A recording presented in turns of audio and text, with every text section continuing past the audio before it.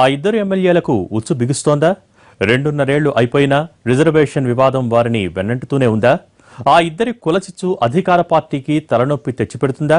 ఆదిలాబాద్ జిల్లాలో ఆ ఇద్దరు ఎమ్మెల్యేలకు వచ్చిన ఇబ్బందేంటి?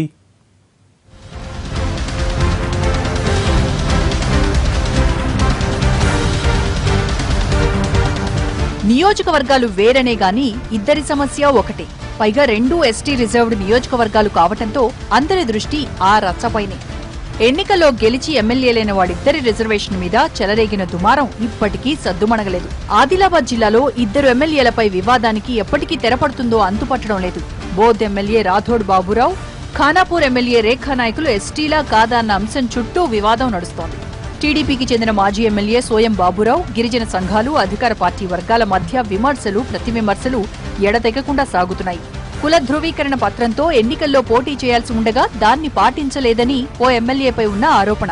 మరో ఎమ్మెల్యే మాత్రం ఎస్టీగా నకిలీ ధృవీకరణ పత్రాలు సమర్పించారన్నది మరో ఆరోపణ. ఇలా అధికార పార్టీకి చెందిన ఇద్దరు ఎమ్మెల్యేలపై ఆరోపణలు నియోజకవర్గాలకే పరిమితం కాలేదు.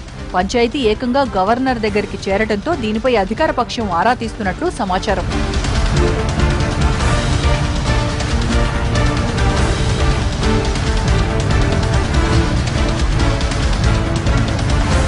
ఇద్దరు ఎమ్మెల్యేల కుల ధృవీకరణ వివాదంపై పార్టీ అధినాయకత్వం జిల్లాకు చెందిన ముఖ్య నేతల్ని ఆరా తీస్తోందని సమాచారం.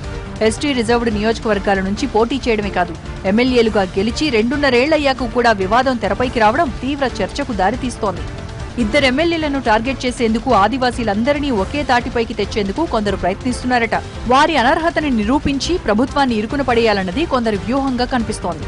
ఆ నియోజకవర్గాల్లో సభలు, సమావేశాలతో ఎమ్మెల్యేల బండారం బయటపెడతామనే సంకేతాలిస్తుండటంతో వాతావరణం వేడెక్కుతోంది. ఇప్పటికే గవర్నర్కి ఫిర్యాదు చేసిన గిరిజన సంఘాలు కోర్టు మెట్లెక్కేందుకు సైతం సిద్ధపడుతున్నాయని సమాచారం.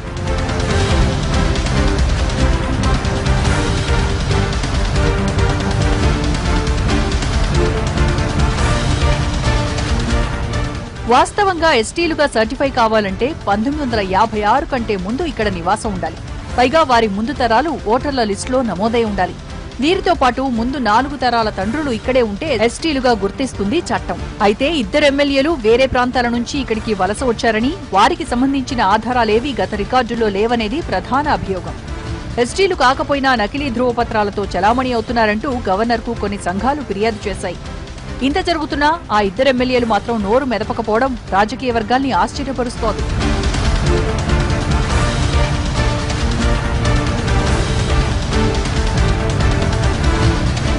ఆదిలాబాద్ జిల్లాలో ఆ ఇద్దరు ఎమ్మెల్యేలపై గిరిజన సంఘాలు ఎందుకు గురిపెట్టాయన్న దానిపై ప్రభుత్వ పెద్దలు దృష్టి పెట్టినట్టు చెబుతున్నారు. ఒకరికిద్దరు ఎమ్మెల్యేలపై ఒకే తరహా ఆరోపణలతో పార్టీ అధినాయకత్వం వివాద నేపథ్యాన్ని ఆరా తీస్తున్నట్లు సమాచారం. ఈ వివాదం ఎటు దారితీస్తుందనే ఉత్కంఠ అయితే అన్ని వర్గాల్లో ఉంది.